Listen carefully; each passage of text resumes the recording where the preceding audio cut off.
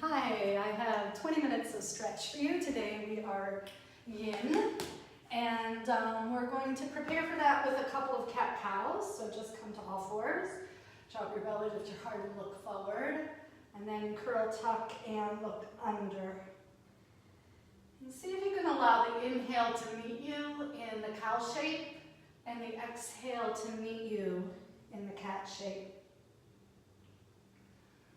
So we want to bring some breath into the experience. Even though we'll be resting in longer holds, we'll be on the ground. The breath is a very important component of the yin practice.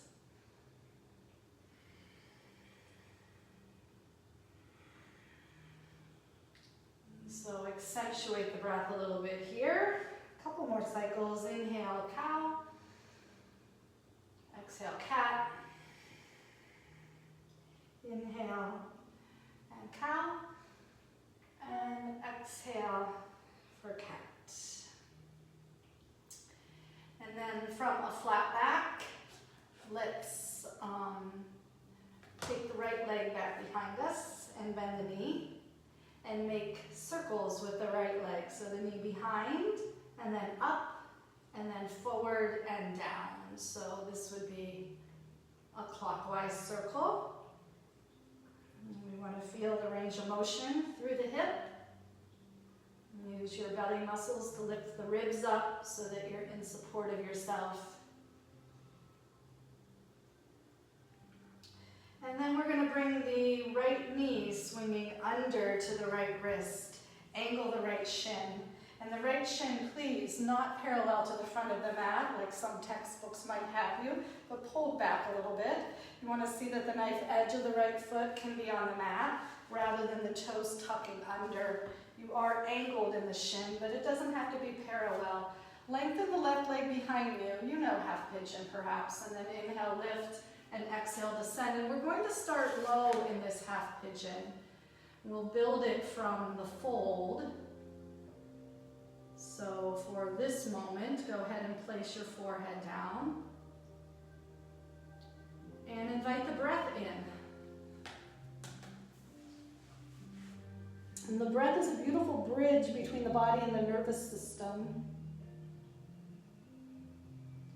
And we know that the muscles need to relax in order for the stretch to have its full capacity impact. Most of what we refer to as the stretch is less about the muscles and more about the connective tissue that wraps the muscle. So see if you can gain some cooperation just by relaxing your muscles and deepening your breath.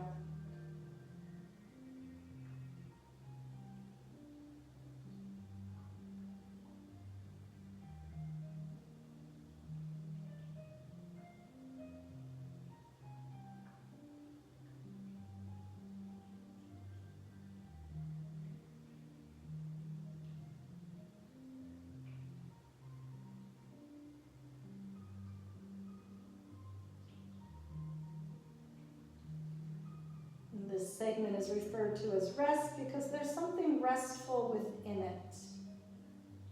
And when we're working with yin asanas, there's definitely sensation, perhaps even some rather potent sensation.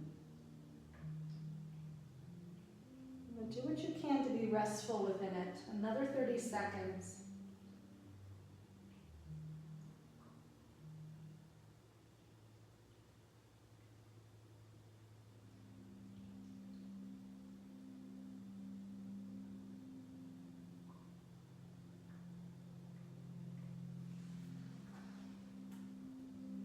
From here, you're welcome to use a block or just your forearms, but bring yourself up a little bit higher. There's a little shimmy in the hips that can work for you. If you pull the right sit bone back, press down into the front of the left hip, there's a little shimmy through the pelvic bowl that can help you find a deeper sweet spot. I need a little bit more height. I'm going to use the block with my forearms. You're welcome to use a couple of books, shoebox, a pillow, a stack of blankets.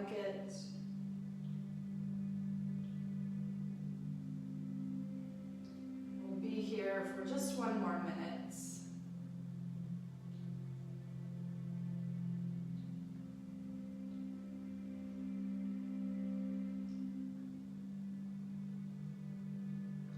It takes a great deal of compassion and commitment to stay with yourself in these yin poses. Your exit door is just one click away. It's always there, it's always available, but it's not the path that's going to help or heal. Take a deep breath in, exhale out a sigh, and then surrender a little bit softer. This final moment, just linger.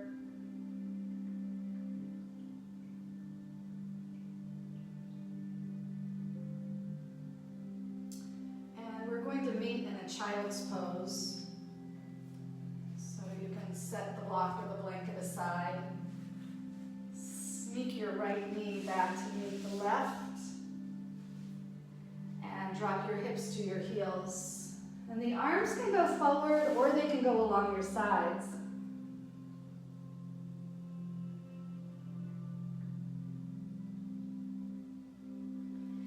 And take a moment to be very specific about the differences between the right side and the left side. Perhaps they feel different temperatures. Perhaps there's a tight versus spacious conversation.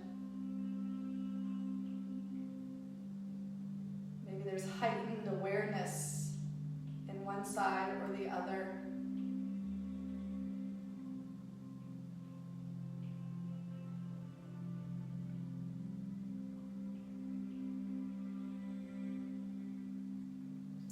And then back to all fours. Drop the belly, lift the heart, look forward. Curl tuck, press into the floor to bring your back to the ceiling. Inhale and exhale. And I'm noticing even my pace on this cat-cow is different than the first one. So already there's been a difference, an impact on my nervous system just having done one side. Okay, flat back. Left knee, left leg long, knee bent, and then up, over, under, back. Circle through the hip.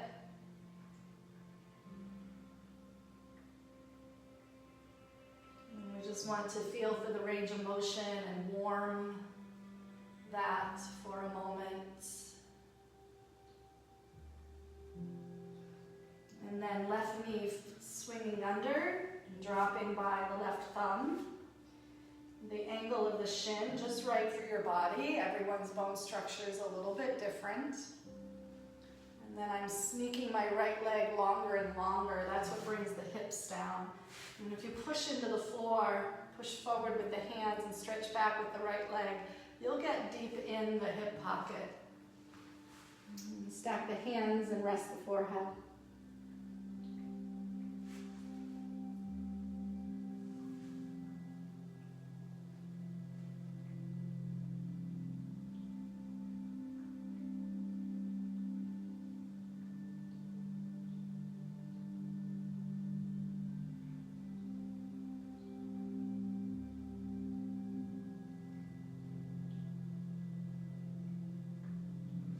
There's really no agenda here. There's nothing to do or to accomplish. So you can really rest just knowing that the rest is the process.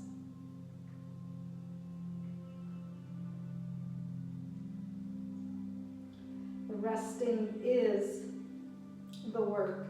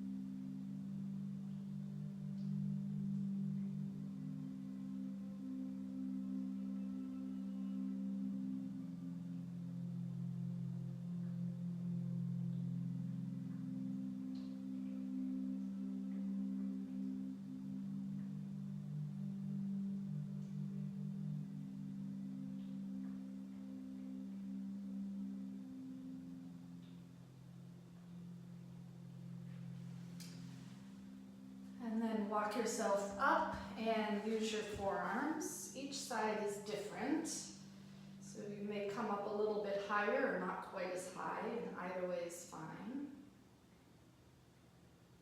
And just have the opportunity here to shimmy a little deeper, to add some stretch up the right side of the front body.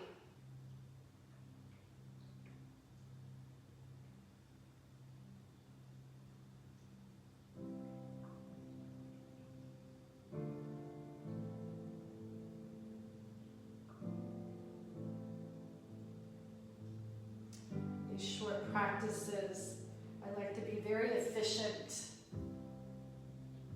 So the left side is getting a stretch to the piriformis, to the deep inner hip muscles, and the front right side is getting a stretch to the front of the hip. So it's nice to have an asana that can address a couple of different targets. Breathe deeply, move the diaphragm. That really helps the right side open up and find some freedom.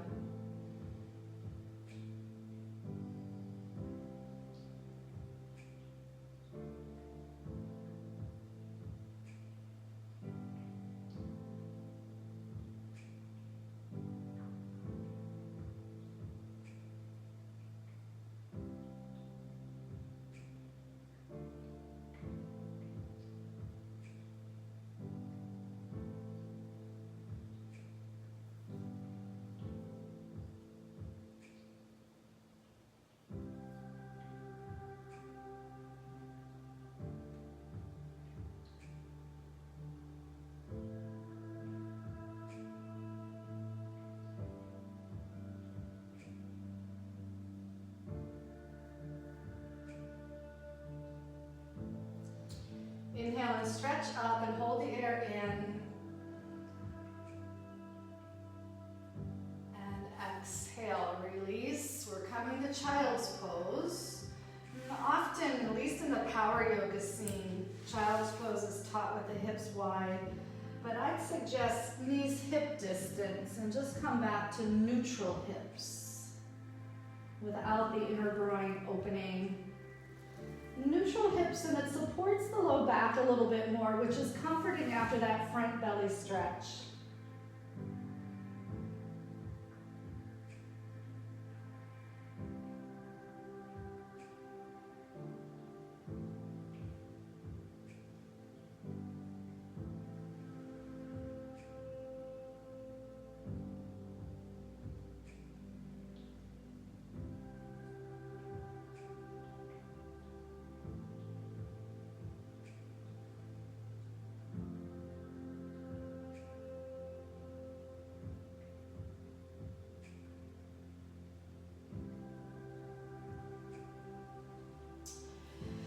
Okay, that's a nice rebound to clear the hips. To finish, I'd like to offer us a supported fish pose. So I'm going to place one block this way and one block this way. So they make a little bit of an upside down T. One is for my shoulder blades and one is for my head. If you don't have blocks, a blanket can do, and this one doesn't give me as much of a lift. I might even lay two there and put that here. But even if you're using one, and it's very low, you wouldn't need a lift for your head. But I'm going to lay the flats of my shoulder blades down. So I've got to come down so that my shoulder blades are flat on this block, so they rest like a plate on the shelf.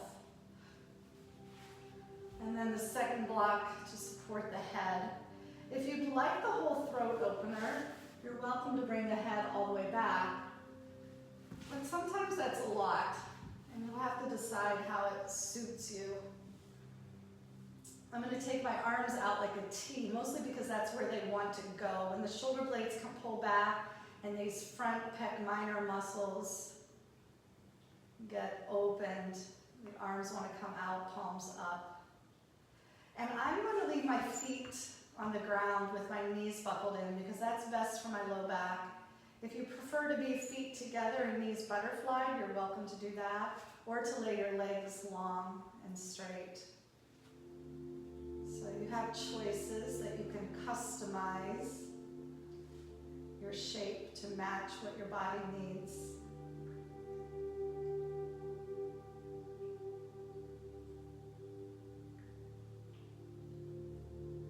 And the process is quite the same. We're just resting, deepening the breath, and really allowing the body's natural, organic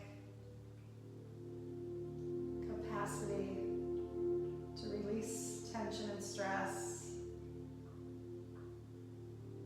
Allowing all of that just to work in our favor. And we get to sit in the back seat with not too much to do.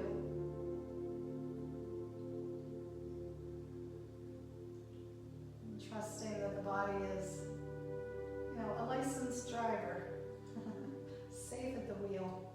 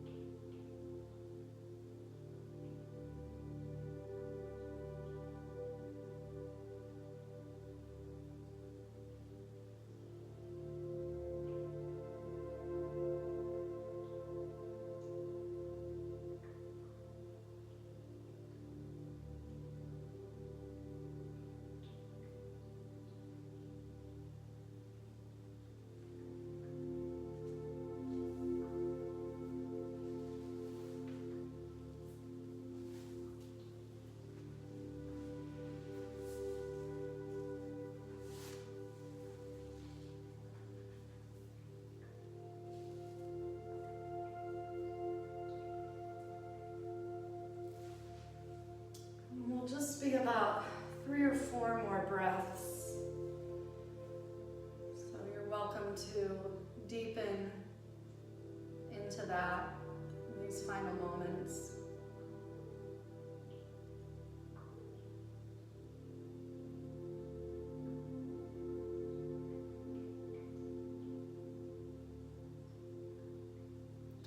Full surrender.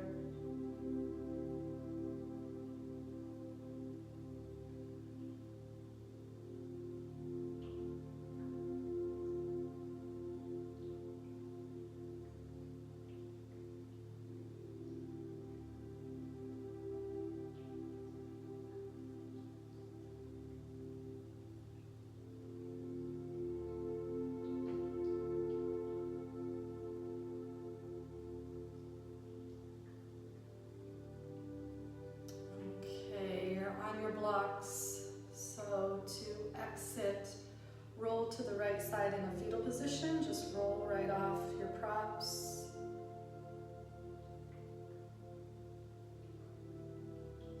It can help you maintain your quiet state and just have a couple breaths there.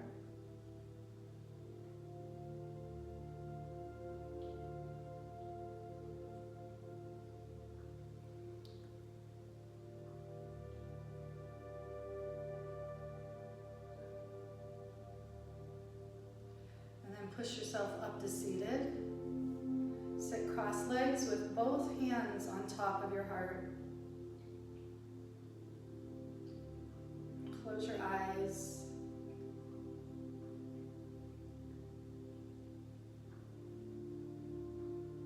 Be with yourself. Maybe a little gratitude, compassion, respect.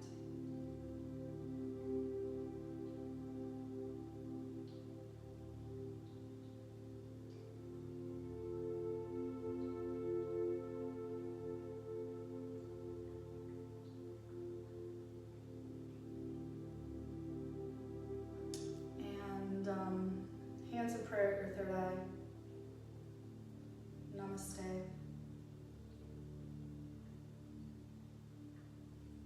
Thanks for taking